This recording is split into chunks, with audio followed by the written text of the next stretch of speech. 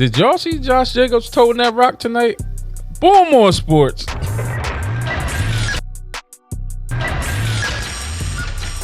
Sports. Man, listen. I want to talk about Josh Jacobs real quick because my boy was going off tonight against Saints. It wasn't pretty for them DBs that was in his way. The Raiders messed up on this one. The Raiders really, really messed up.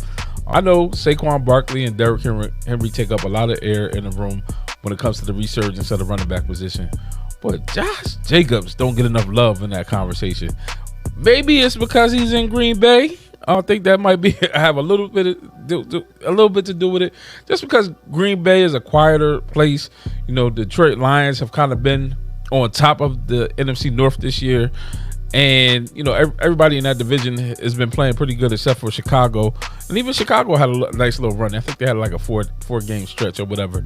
But Josh Jacobs, man, I don't feel bad for the Raiders. You know, I want the Raiders coach Antonio Pierce to win, like big time. But him getting rid of, well, I shouldn't say him, but them as a whole, as a front office getting rid of Josh Jacobs, I think was the difference in this season.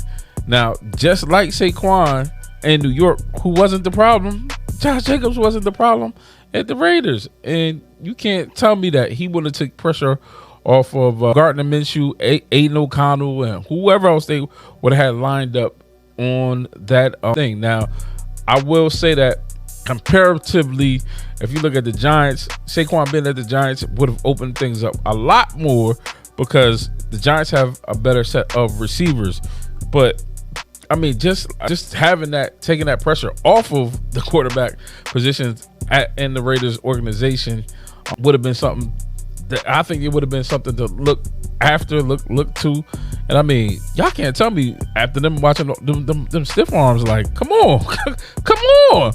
And, you know, even of all the talk, like, of Shador possibly going to the Raiders, like, having a backfield like that would have been a great landing. That would have been an okay landing spot to a great landing spot, because now you have a great safety net, you know, Jacobs behind him, Brock Bowers up the field, and then all you would have had to do was Shador, offensive line, receivers, and now you have a semi-potent offense. You know what I mean? That's me projecting a little bit, but so what? You know what I mean? Like, that's what people do all the time, right?